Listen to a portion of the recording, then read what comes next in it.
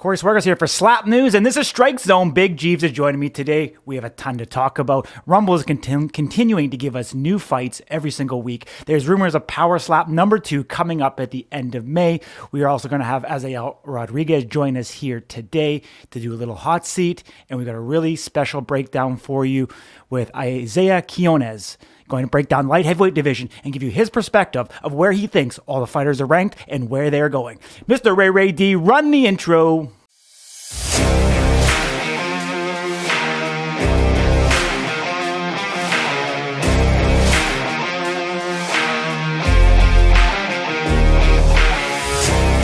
Yeah, we're back. Let's get into it, Big Jeeves. There's a ton of stuff happening. Obviously, Power Slap giving us those gifts that keep on giving every single week. We had Jay Santamaria and we had Anthony Babyface Blackburn this week in what I thought was one of the most cleanest matches to date that we've seen in the entire Power Slap league. The slaps were on point every single time. Both of these competitors prove that they have a chin. What was your takeaway from watching this match? The point that you had right there, clean. I loved seeing these strikes. They were right on the button. Both strikers had some amazing talent of their own, different techniques. Yeah, I thought it was a great matchup for just seeing how clean it was. Yeah. I mean, both fighters obviously had the ability to strike twice. It went to the, into the second round. It was great to see both athletes' techniques. It was very kind of a contrast. Jay Santamaria was just happy to be there, was more nonchalant, smiling, looking around, just being nice and cool, calm and collected. And then we had Babyface. Start calling him the Babyface killer. He was screaming, he was loud, he was bringing the energy, bringing the emotion, trying to intimidate Jay, because he wasn't having it because he wasn't even looking at, Babyface. So quite interesting to see the different techniques that went back and forth, within this. Jay Santamaria opened it up. He won the coin toss and was able to strike first. One of the things that I thought was really interesting and unique is that he has a very different deliverable style in the way that he throws his strike.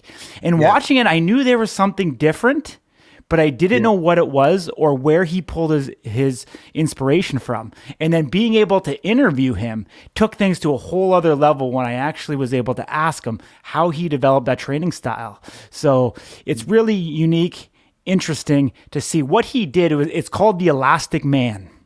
And so the only thing that he did was put tension on his elbow to protect the elbow joint, but he left the rest of his body limp. So that as he rotated through the movement, if you look when he starts his strike, his arm is so far behind him. He leaves his entire body loose so that as he rotates through, you get the whipping mechanism of, the ankles, the knees, the hips, the shoulders coming through. And he got such a whip on that particular slap. All that he had to focus on was locking the elbow and trying to hit the button on the chin and getting that extra torque and whip to his body, which is phenomenal. He developed this in 1 week of training. He applied for Power Slap, had zero combat experience. Didn't practice slap before getting on a plane and going to Vegas. And within a week developed this slap on the bob, which is pretty crazy. Both Jay and Anthony stated as well that they were friends going into it. How could you see yourself, Big G's, training with somebody all week and then hearing midway through that you're going to go up against your buddy? Yeah, man. You hear this a lot in combat sports where guys will train together and they'll actually be opponents. And we see it in the fitness space as well, where guys will train together through their entire prep and they have to get on stage with each other. So I commend these guys for being able to compartmentalize that. Like when we get across from each other in the table, it's all business. And I don't know if I could slap you, bro, but maybe if we were paid enough, we could make it happen. I think last week you were considering entering Power Slap for $5,000. And I think I set you straight on the record for that. I actually wish people in the fitness industry were that strong, because what I can see, obviously, as a gym owner, is when people get into prep with each other, guess what? Usually one of them leaves and goes to another gym because they can't take it. So unfortunately, the mental fortitude of someone in the fitness industry isn't as strong. But, we see it all the time. And we know Dana White in the UFC is now saying no longer that if you don't want to fight your teammate, well, too bad. You're going to lose that opportunity. You're going to lose that potential. potential to climb the ranks and the ladder, you're going to fight the people that you're set out to fight, and you'll figure it out within your camp of which coaches will go where, or if you need to find a new camp. But you got to take the opportunity that comes at yourself, and I think that's the way that both these competitors knew. They're actually very, very similar guys. I mean, we had Anthony Blackburn coming from, Michigan, and we had Jay coming from, mid/upstate New York, both hardworking, kind of labor type people, so quite, didn't have a lot of experience in combat sports, either of them. And they were just there to try to make a name and an opportunity for themselves. Like I said, very, very clean match, back and forth. Anthony Blackburn also delivered very consistent strikes, very strong strikes, both athletes, because we did interview Anthony Blackburn as well, which you can check out on our YouTube channel, which you're probably watching this on, or if you're listening to it on Spotify or Apple Podcasts, we greatly appreciate you joining us there. Make sure you subscribe on whatever platform it is that you want to consume the content, because we're continually putting out new content day after day after day. We are the most dedicated and hardcore team when it comes to the street in regards to reporting you the information that's going on in slap fighting in general, not just Slap Fight Championship or Power Slap, but whatever's going on all over the world. We're looking into it. We're continuing to broaden ourselves, improve the delivery methods, being able to get our content out to more people, and guess what? Potentially multiple languages as well in the future. Big G's been working on that. Yeah. I know you're ready to rock and roll. We let people know what it is that we're actually trying to do without giving too much away. Well, we've come to understand, and in conversations with Dana, watching press conferences and stuff, slap fighting is huge. And anyone who's been following this rise on social media has seen that there are leagues all over this world. And we want to be able to get to a point where we can cover all these leagues and deliver this information to the locales in their native tongues. So be on the lookout for that. We got some cool stuff in the works. And Dana announced that season 2 of Road to the Title is going to go to Abu Dhabi. And the reason for that is so that you can pull the Russians, the Polish, the South Africans.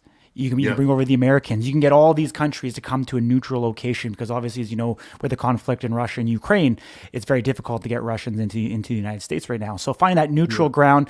As Slap News evolves, we're pretty, smart cookies up here, and we're going to evolve with the times and where things go, and be able to make sure that we can capture the audience and be the leader in slap fighting. So with that being said, my man, like I said, great fight overall. Anthony Blackburn did come out victorious in the second round.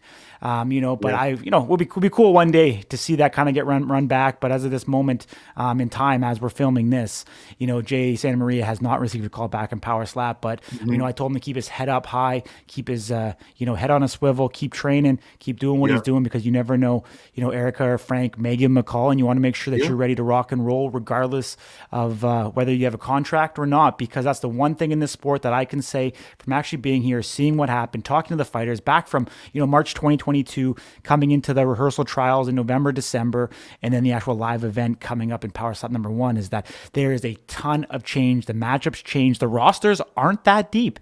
And once those matches are set, in reality, there's not many more athletes that are currently on the roster that are able to move forward. And so if you're, if you're either on the roster or you're not, as long as they have your contact information and you're showing interest and excitement that you're ready to go every single day, that you may get that call. Even if it's in the last minute opportunity, you need to make sure that you're always ready to go. Make sure you're always on. Stay close to that weight so it's not a dramatic weight cut for you, so that you can be ready to take advantage of that opportunity and still be fresh. I mean, obviously, Jeeves, in bodybuilding, you put too much excess fat on, it makes the cut for a show that much more difficult. I'm sure you're seeing that around Truth. Yeah.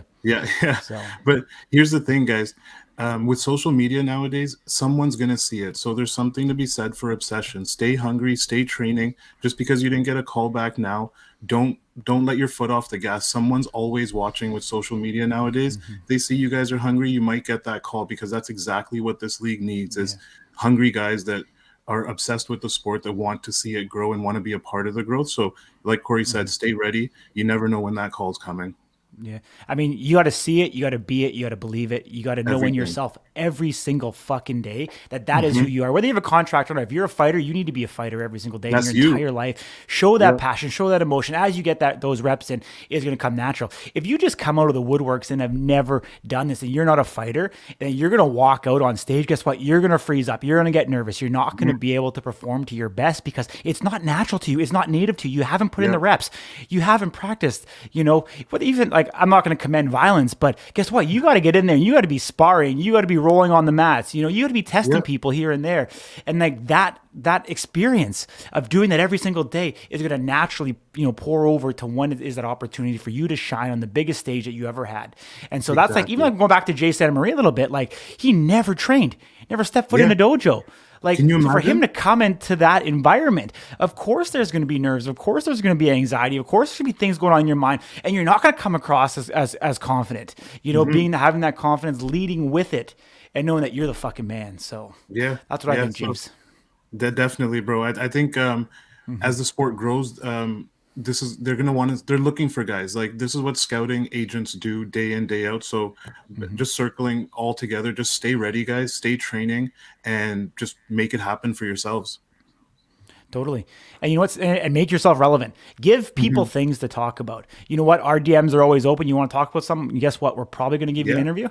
More than, you know, 9 out of 10 times, we're going to say, yes, absolutely. We're going to make that interview happen. You got something to say. We want to help get all those fighters' messages out there. So let's try and make that evolve. And if we can be a catalyst, if we can be a catapult, because guess what? The brass Power Slap watches Slap News because we're the motherfucking best in this game. And that is why they watch what we do, and we keep pushing it, and we're going to keep on going. I don't think there's ever been, you know, since we started this, there's never really been second guessing of what we're trying to do, just because we love it with the passion and the drive that is going behind this. And I think we've proven ourselves up until this point. I mean, with the sheer volume of, you know, interviews and videos, I think we're pushing about 120 interviews now, you know, up on our actual YouTube channel. By far the deepest library and content in, you know, in Power Slap and slap fighting, you know, across the board.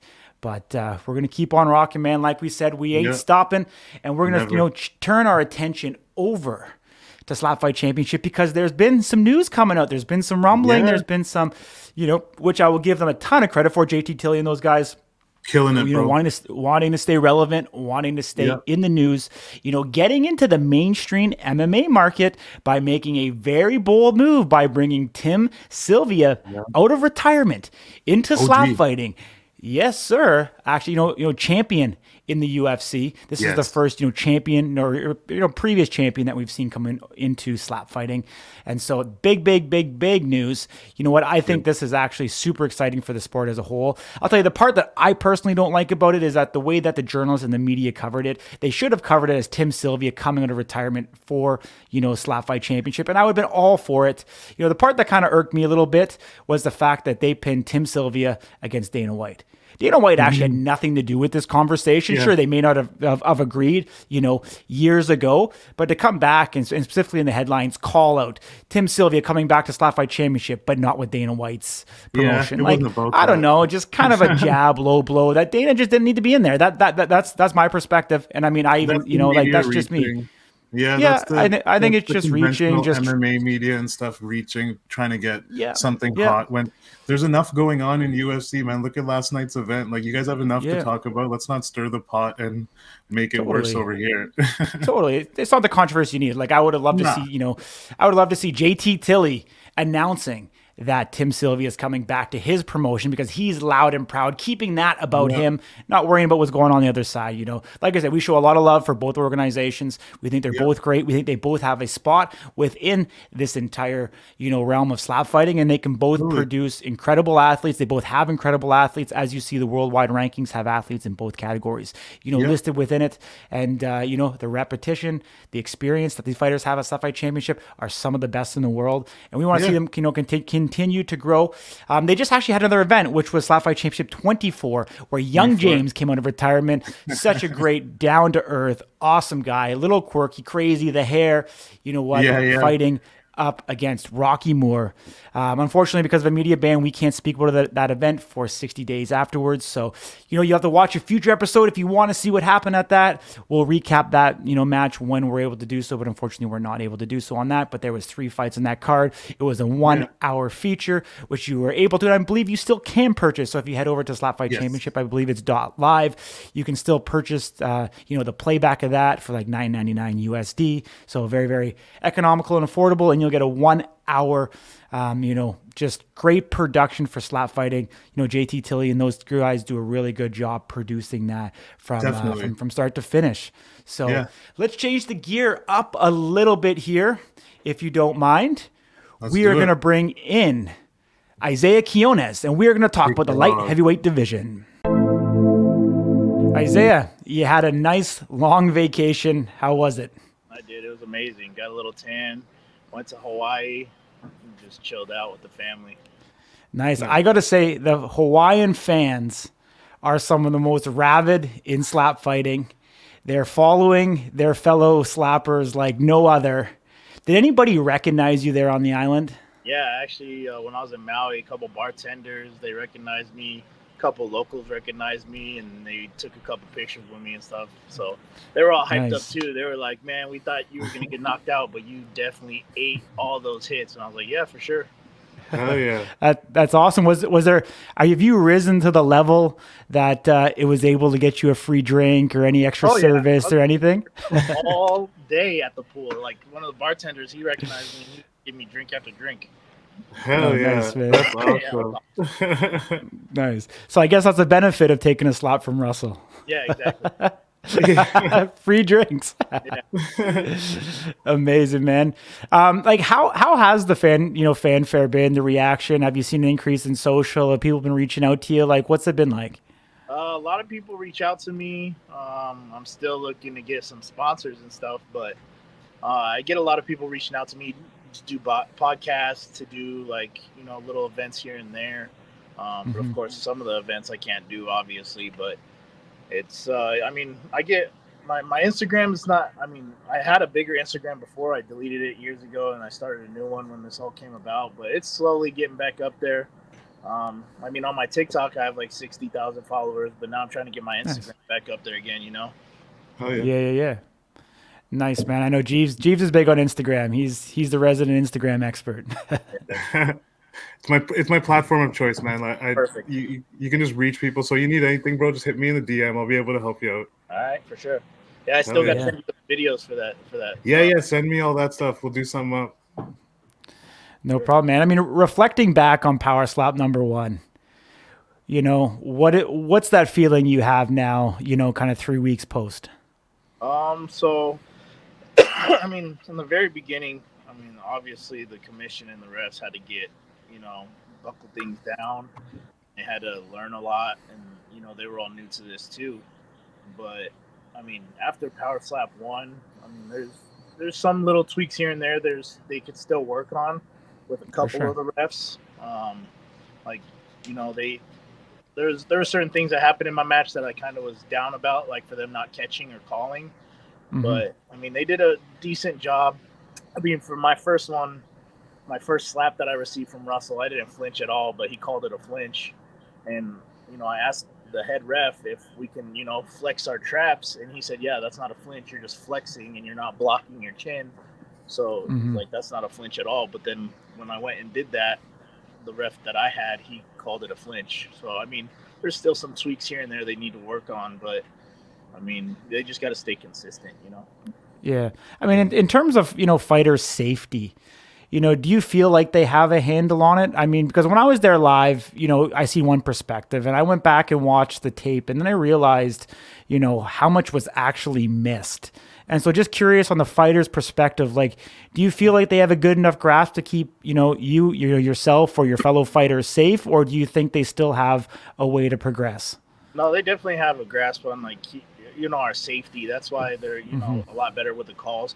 You look at the show compared to the live event, you can definitely see a big difference on, there's way less clubbing, there's way less people stepping, they caught a lot. So they're looking at, they changed our positions of our hand placement. So they're definitely looking out for us. Yeah. Nice. Right now it's a sport. Obviously you can't spar, to train to get ready for this. Even guys that went through the show, may have only had 3-4 matches. And let's put it into perspective. If you went the distance for 4 matches, that's only ever throwing 12 strikes, potentially receiving, but max potentially receiving 12 strikes. How do you see kind of the training evolving potentially? Because we are still seeing a ton of, whether it's flinching or clubbing or stepping, we're seeing fouls take place. And the only way that these are going to get out of it are for guys to actually be able to practice it and not be able to do it. And do you see any type of training method or procedure or anything that you think will be able to help get these guys more experience to be able to refine and reduce the amount of fouls that are taking place in live matches? Yeah, absolutely. Like, I've actually had other opponents, because after watching my match, I have had other opponents reach out to me and like, man, how do you do this? How do you do that? Like, that's crazy. Like, to me, to this day, like, still, people still say, like, you still haven't got knocked out. Like, I haven't got knocked out. Yes, I've been knocked down and I've been dazed really well, but I still haven't been knocked out cold, And they're like, how do you do it? And I tell them my training regimen. I tell them what I do. And then I even had people reach out to me. Even, Russell reached out to me and he was like, man, how do you keep your feet planted like that? And I told him how to work on it. And, my opponent, I'm definitely going to come back for him. I mean, I didn't want to give him the information, but I was like, you know what? I'm going to help you out because obviously I don't want you to hurt me either, So yeah. Give him pointers on the sport out. What was that? I was like, it helps the sport out right now. Oh, no, just for being sure. able to share this kind of information with the guys, For sure. And I'm always the type to help everybody out no matter what. I know I'm going to go against, somebody to help out one day, but I mean, I'm okay with it because it is going to prevent me from getting hurt. It's going to prevent them from getting hurt. And I definitely want to keep doing this for as long as I can, Yeah, for sure. We want to keep seeing it as long as you can too. Yeah. Absolutely. I mean, in terms of your training, I think striking is one thing, but I mean, the defense is what's really going to separate, kind of like football. I think your defense is ultimately going to allow you to progress because you're eventually going to get, against an opponent that you can't knock out. And then it's going to turn to your chin and how well can you take it? In your day-to-day training, like, can you share with anybody the types of exercises that you do to help strengthen your neck? Yeah, for sure. So I have that head, neck brace with the chain on it, and I'll literally do neck raises. I'll do the old school Mike Tyson neck push-ups where you lay on your back and you push up with your neck. Okay. I'll do, I'll put my head on the bench and I'll, do neck rolls, just like with wrestling when I used to do wrestling. And then a lot of traps. I mean, obviously I've been blessed with having big traps, but like Mike Bisbee said, he's like, those traps are ridiculous. And I'm blessed with it, but it's like that's one of my biggest things right there is my traps and my neck. And I just, like I said, it's up and flex and it keeps my head so still. Yeah. Yeah. Listen, when I saw that, because we didn't get to see much of you leading up to the finale, the Power Slap one. So when I saw you do that and coming from like a fitness background and stuff, I just thought that was so brilliant. I was like, that's you're the only guy in the lineup with traps the size of yours and using your body to your advantage. I thought that was brilliant. Like to be able to lock your neck in place, like it made sense to me perfectly when you did it. And I was like, hell yeah, that's brilliant. Yeah, and I figured out a way to hold the noodle a lot better to keep it, me more. Lock yourself in. Yeah. That was really good, man. Good technique, and it'll be cool to see guys develop these techniques because all you have is your body. There's no weapon. There's no submission or technique. Guys are gonna have to know how to use their bodies for defense when you're just standing there and taking it. No, for sure, 100%. And that's what I was like trying to tell like people who were asking me is like, hey, how do you do this? What can you do? I mean, obviously we're all built different. We're not all built people's genes. People have longer necks and they're not going to be able to do what I do, but I mean, what they can do is just try to work on those muscles.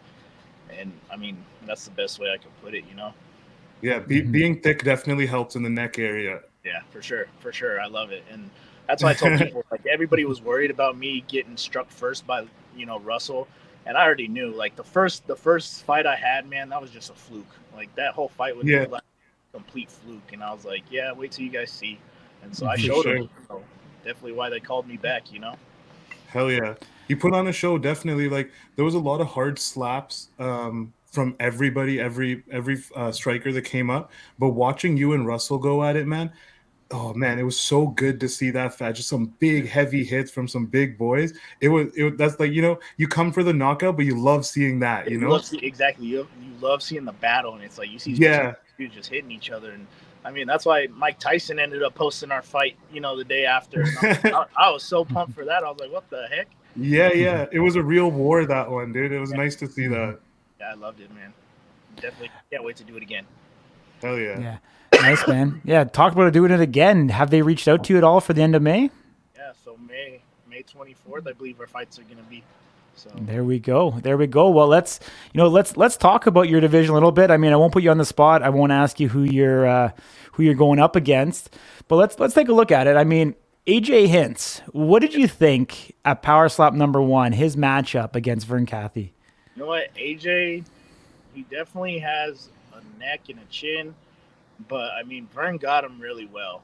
I mean, the refs kind of let him stumble a little bit more than what they should have.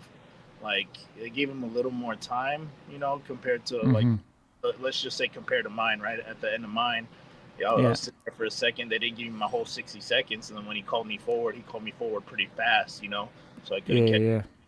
But for him, they give him a little more time. But I mean, he definitely returned a slap to Vern. But my thing with Vern is you know, it was his first time receiving a slap, you know, and I don't think he was prepared for it, and he looked really relaxed when he did it, you know. So he didn't, you know, he didn't really defend himself. He didn't really like tense up and flex. He didn't really, you know, try to resist the hit. It looks like he was just like, you know, just relaxed and waiting for it. So he had that relaxed chin, and it, you know, it ended up hurting him, you know. You know. Sorry, I was gonna say, do you think it's a disadvantage when guys haven't taken the hit? Like, you see, like Chris and Vern, they're just so used to hitting the guy one time and ending the whole thing. When it doesn't happen for them, do you think that ruins the game plan a little bit, gets you like kind of on your heels? It kind of gets them, probably, I wouldn't say shake them a little bit, but it probably gets them like kind of in their own head, upsets them, you know?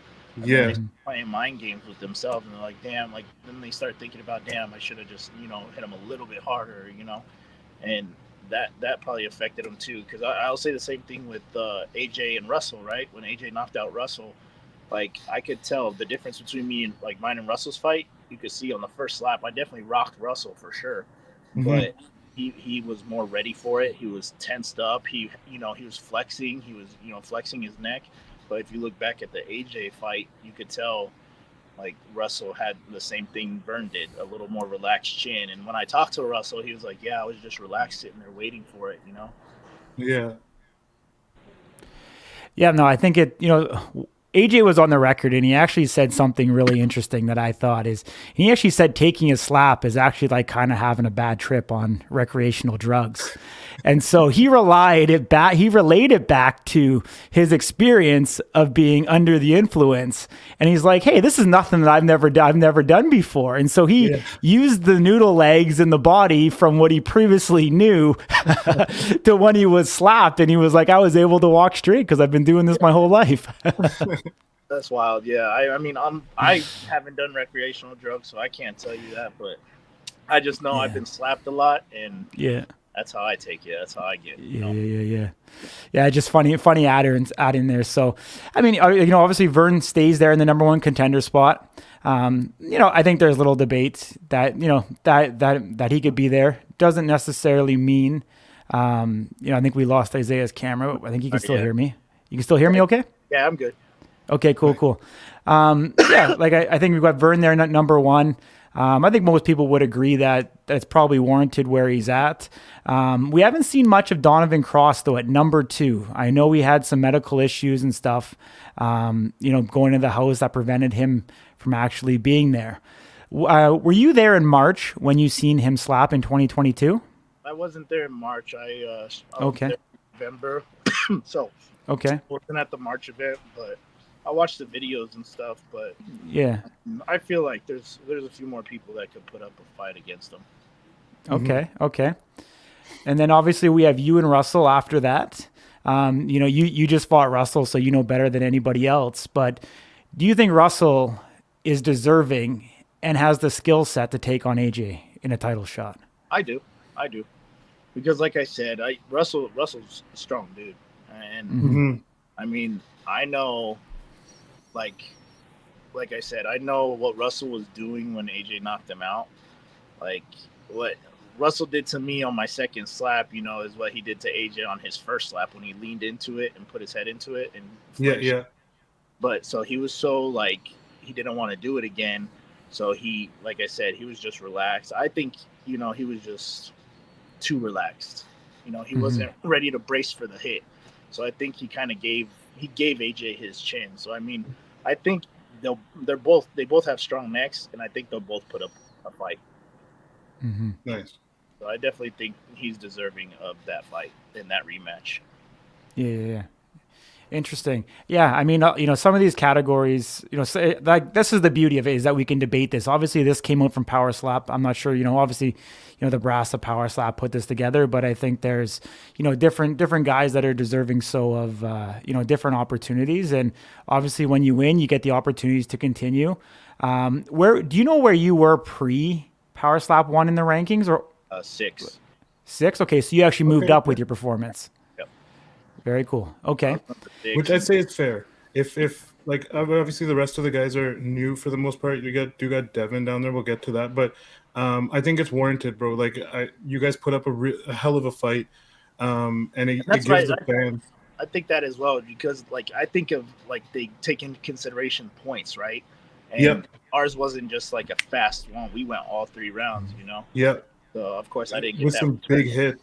Yeah. No, like you were on the stage, so you couldn't feel this, but man, the way they must have had the stage mic'd or whatever, everyone in that room felt those hits. So that's why I'm saying, like, it's warranted that you moved up. Then I agree with that. Appreciate that. Yeah, absolutely, man. Yeah, it was something to see for sure. Do you know much about TJ Thomas at all? I don't. I didn't get to watch their fights. Hopefully, I mean, they're going to be on, I think, this Wednesday, so I'm going to definitely watch those. Yeah. One of my opponents is fighting, I think, that day too. I'm not sure how they're going to release him, So, but I'm definitely keeping an eye out so I can see, my opponent's techniques and stuff like that. So for sure, definitely, I like to study, Study the tapes. Yeah, exactly. Very cool, man. Yeah. So we have 2 of the newcomers who were in the rehearsal show. So TJ Thomas and then Alan Klingbeil. Yep. And then we get to Devin Schwan. So little mystery around Devin. I mean, obviously he had a medical issue, while he was in the house, and he's been trying to come back from that. He's still on the Power Slap roster. However, they, up until this point, still haven't given him a fight. Yeah. But they've got him here ranked. So, do you draw anything into that, like of why he's still around? If there's a chance he's going to be back, have you heard anything amongst the guys? I haven't heard anything amongst the guys, but I mean, if he's still in the rankings, I mean, he's still on the roster. They haven't released him or anything, So I just don't know when his fight's gonna be. I mean, hopefully soon, so we can see his performance, But it's like I mean, for his sake, I hope they give him a fight soon. Yeah. I mean, we have seen 3 cuts that took place after Power Slap number 1, and for the most part, it was on, consecutive losses, that they use for reasonings for the cuts. We can also, put into play some of the extracurricular activities that took place, and whether that had an impact or not, we don't know. I'm just talking about the official letters that were provided to us that stated that. And do you think they're going to take a similar line as the UFC, where kind of you have 2 losses, you're potentially on the cutting block, and do you feel any pressure going into your next match if you unfortunately are not victorious? Do you think there's a pressure there of a potential cut possibility? That's a possibility. I think so, but I mean, I know like the way I hold myself as a person. I know like they enjoy having me around. Obviously, I'm never one to complain. I'm always the one to say yes, and I definitely showed I can, win a fight, right? Like going back to my second fight, like I said, like what I was more upset about is they didn't call Russell on his last foul. And I mean, he did a blatant step, but I mean, to give credit to Russell, he knows I was winning the whole fight 20-17 so far, and he just risked it all, and they ended up not calling it. And I mean, he took the risk and it paid off for him, But when you go back and look at the fights, it's like at that point, that's where I want the refs to go look and see and be like, look, you guys weren't consistent. He stepped every single time. You called a step every single time, and he stepped on the last one, but you didn't call that one. That's where I was kind of upset. Yeah. So, I mean, I think they took that into consideration too with, giving me another chance to fight. But, I mean, I guarantee this next fight, I feel sorry, but it's going to – I mean, this is my, go big or go home, you know. So I gotta land a big one. Yeah, yeah. And we kind of talked about in our last Strike Zone episode is, so you're the, after you, it's all the new guys. So we kind of see like you, Russell, as sort of like the gatekeepers of this division. So if any of the new guys want to come up, they're gonna have to go through guys like you, go through guys like Russell, and prove themselves that they're worthy of standing with the big boys. Because we've seen the guys now; they don't look as seasoned as you guys. They're fairly new. You know, they've had that one rehearsal so far, whereas most of you guys been slapping for a few years now, right? So yeah, that's what we were kind of saying, where you guys are sort of the gatekeepers for this division, and you get to sort of they're getting thrown in the deep end with the Sharks right now. Exactly. Honestly, it's either sink or swim for them, you know. Yeah. So it's like, that's my whole goal is I'm gonna end up winning this next match. And I mean, between AJ and Russell, I mean, I believe Russell's gonna end up, you know, Russell's gonna get it, you know. And nice. then I'm gonna have to go for Russell again. Hell yeah. So I mean, that's the way I picture it in my mind, and I know I'm gonna go into this, and I know I'm gonna, you know, give it my all again. I mean, everybody saw I could definitely take a hit. I'm not worried about getting knocked out, you know. But I'm training hard just like I have before, and I'm definitely gonna, you know, lay a big one out on the table. I definitely want to get that knockout bonus for sure. So nice. So play out for us, yourself versus Russell for the second time, round by round. How does that match play out? Hopefully I win the coin toss this time. So let's say I win the coin toss. I definitely could see me ringing his bell, because I've been practicing my technique a little better, and I mean, I know how Russell takes the slaps now, which is an advantage to me. So I'm definitely gonna, I mean, I definitely could rock him really hard or knock him out. But if I just rock him, definitely just gonna have to eat him like I did before, you know. And like I said, hopefully they really look at the fouls and really look at, you know, hand placements and stuff like that, because I mean, that's they just gotta be consistent with that, man. But if Russell buckles down and he takes my advice on, you know, how to keep the feet planted and stuff, I mean, it's gonna be, it could go all the way, to be honest. Yeah. Nice. Yeah, definitely. Just slugfest. Every time you two get up, it's just going to be a slugfest. Yeah, really, honestly. And I love the dude. He's freaking strong. You know, we've always had a good relationship. That's why I was like, it was funny after the fight, you know, I was hugging his mom and dad. Like, we were hugging his family. Like, you know, we were all Yeah. It's like everybody was excited. They loved our fight, you know. That's awesome. Like, everybody I think hard coconut head, you know. Yeah. I think Russell called it a bowling ball in the press conference. Yeah, bowling ball, yeah. Awesome, man. Yeah, we're excited. You know, we appreciate you, letting us know that you were on Power Slap, number 2. I'm not sure if that's official yet of what they're calling it or not, or if it's going to be a fight night. We don't know, but we're excited, both myself and Jeeves, to see you up there, at the end of May. We're planning to make every effort, obviously, to be there and, cover the event. And hopefully we see you in the winner's circle after that event. So we appreciate it. This time it's going to happen, I promise. Guaranteed. Yeah. We'll be waiting in the press conference room for you, bro. I promise it's gonna happen. It's all or nothing. Oh yeah. Is there anybody you want to shout out? Any of your socials, anything like that? Where can people find you? I mean, everybody follow me on Isaih Q, ISAIHQ on Instagram, and then it's Isaiah.slaps on TikTok. Awesome, man. Appreciate you. Thank you, guys. I appreciate you guys. What a great guy Isaiah is, through and through. Big supporter of Slap News.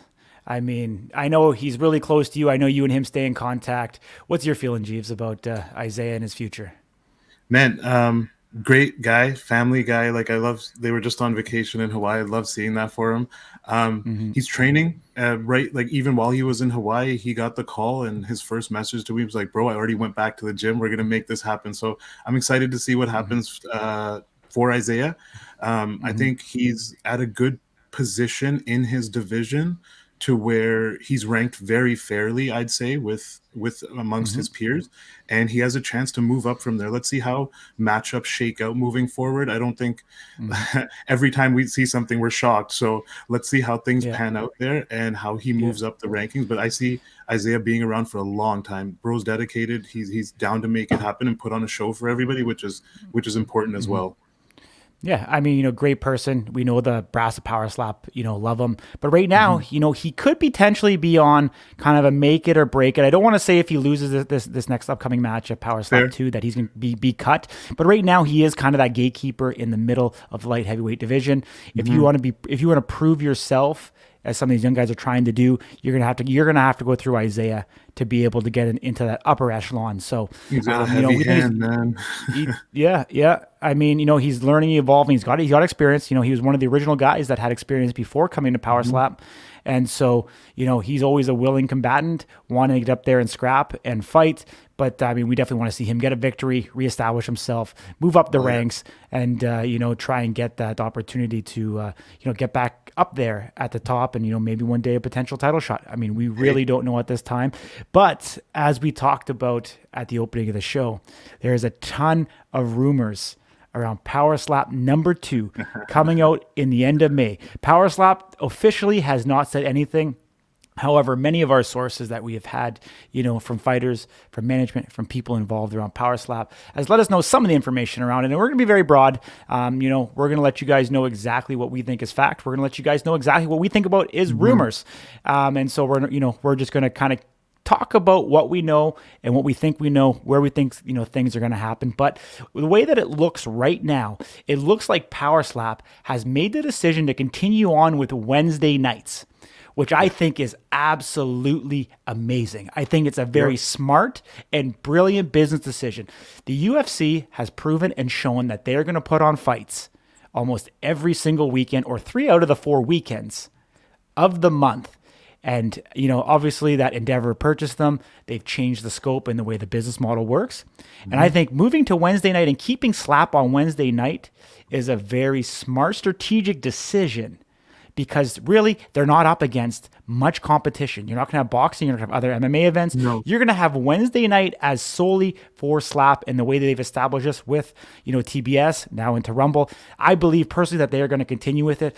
As of right now, I believe the date is the 24th of May, which is the Wednesday. Yeah. Is that right? The Wednesday? I believe it's the 24th, if not the 20th. The 24th, yeah. So it looks like the 24th is going to be the actual Power Slap number 2. That's just I don't have confirmation of that, so don't take that to the bank, but that's the way that I see kind of this unfolding. And I think we know some of the matches that we're going to have there. Obviously, we know Amir, let us know that he's going up against Joseph Landman. So that one I would take as confirmed, as the fighter has officially confirmed that and signed the contract. I'm assuming both parties have theirs, so that fight is going to be set and ready to go. We know some of the title fights, so let's kind of talk about that, Jeeves. And let's first start out in the heavyweight division.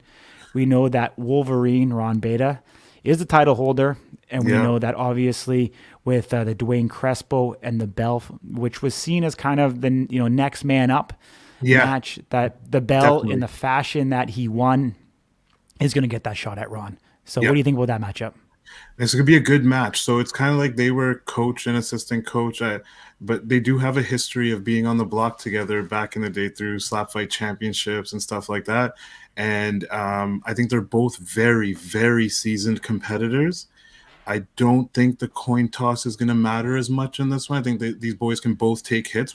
They've both shown us that through their history with SlapFIGHT Championships. So if it's a title match, man, this is going to be a good one, bro. This is going to be one for the books. Like Ron and Darius was obviously a match that needed to happen, but this one could be the one that puts these guys onto like a course of back and forth. Who knows? You know what I mean?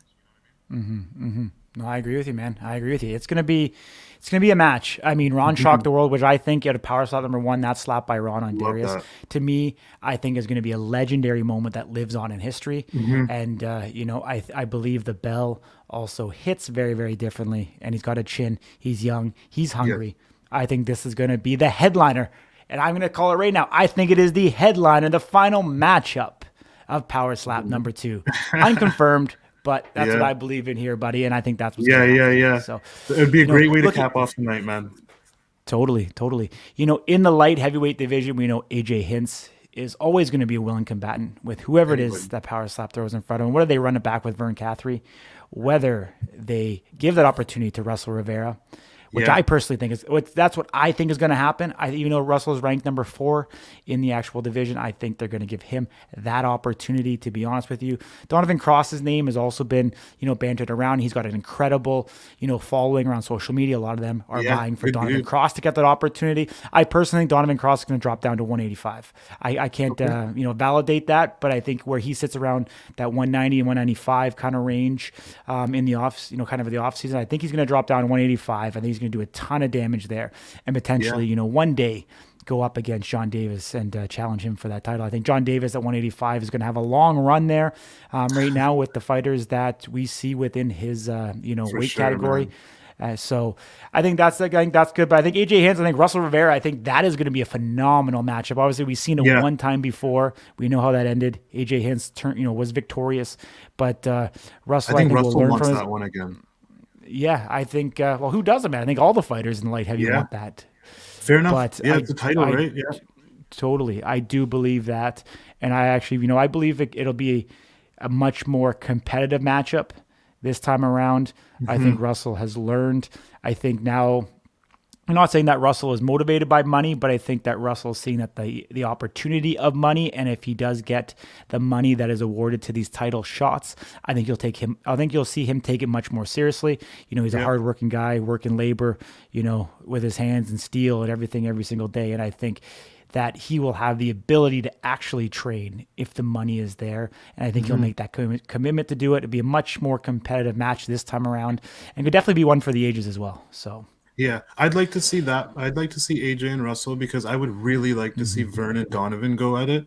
It's a good call thinking Donovan might drop down, but let's just say he doesn't and he stays here. I would love to see Vern and Donovan go at it. I think that would be another really good match for light heavy. So let's see how it shakes out. If we had to say, hopefully it shakes out that way. Yeah.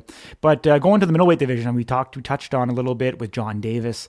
This category to me is very, very murky. I don't actually know who is deserving. They all have mixed records. Obviously, Isaih Rodriguez just lost to John Davis at Power Slap number 1, so I wouldn't quite say to run that match back. Right away, but between Wesley Drain, Emmanuel Muniz, Travis Aragon, Jesse Nutting, love all these guys personally, but I'm not sure that the body of work that has been put out there is really a true test for a title shot. To be completely honest with you, Donovan Cross, could potentially come down. Instant title shot. They probably wouldn't give it to him, but worth having that in that conversation. We actually don't know yet if Power Slap number 2 is going to have 4 title matches, or if there's going to be less. This could be one that I see that might potentially not happen. It may or may not. I think regardless, I don't know. I'm going to default to Wesley Drain being the number 1 contender. Yeah. He had he came out victorious in Power Slap number 1. He's got that momentum, on his side. Travis Aragon at number 4, is dealing with some medical stuff from Power Slap number 1, on the right side of his face. I don't think he's ready to go. So, you look at it, besides that, Wesley Drain was a winner, okay? Power Slap number 1. Yeah. Isaih lost. Emmanuel lost. Travis won, but is injured. Jesse Nutting didn't fight. And then we've got 3 other competitors there that didn't compete at Power Slap number 1. So I don't think Wesley Travis would be up for that. I think Wesley makes the most sense, to be honest with you. So, I think that's where I see that. Welterweight, Chris Thomas. I know this one, but I don't know if I want to say it just because I don't know if I'm allowed to say it. And I don't know if it's publicly been said, but obviously we've got Waylon Frost. We've got Jesus Gaspar, Andrew Provost, and then we've got Cole Young, kind of rounding out the top 4 in the welterweight division in regards to the contenders. I don't know. I'll let you talk about it because I know who the matchup is, and I'll let you kind of put your insight and say who you think. Man. Yeah, Chris. I think, has a long reign ahead of him. Same with John, for that matter, these last two divisions. I kind of just want to leave it at that too, bro. I don't want to say too much. I don't want to ruin anything. You know what I mean? All right. I'd rather err on the side of caution, but I think Chris will have an electrifying match no matter what happens. Let's put it that way. All right, then I'll put you on a spot with another one. And we talked about it previously, but Dorian Perez and Darius the Destroyer. Oh, where do you see that match going? I love this one. This might be, like, we keep talking about building the sport and having like legacy rivalries and stuff start. I think a Dorian and Darius ongoing, if the storyline builds out that way, I think they could have some insane matches that would have a lot of consumer hype around them.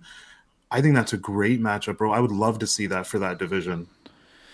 Yeah, I think it's going to happen. I mean, collision course, those two athletes going in there. And, you know, some of the guys too, some of the guys that didn't win a Power Slap #1 that are still on the roster, obviously they're going to come in and they're going to challenge the new guys from the rehearsal. Yeah. We're starting to see more of those fights come out every single week. We're starting to see the backstory. Obviously, you know, Slap News, place to be, Future Watch. You want to know what these athletes were up to. Of course, you know, we're on it. I mean, I think we've interviewed now close to 10 of, you know, the guys from the rehearsal. And you can't get any more content. You can't get any more content, up close, personal information on the fighters. They're not Slap News. So, you know, and obviously, you know, we're available YouTube, you know, Spotify, Apple Podcast, anywhere you get your podcast. We are here bringing you that information with a deep catalog. And I'd even say even deeper than the Power Slap website, to be honest with you. And that's not just tooting my own horn. Yeah, we're out here, bro. We don't stop working. Like, we definitely are obsessed. I think obsessed, healthy obsessed.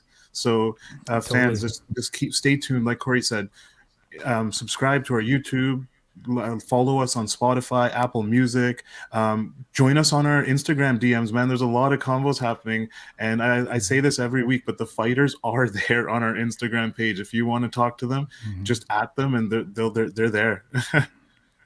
There we go, man. That's a wrap up. Another week. Slap News, Strike Zone, every week, bringing you another episode. No one's going in depth like we are. We're keen to kick ass. We hope you have a phenomenal week. We'll see you back again. Take care, y'all.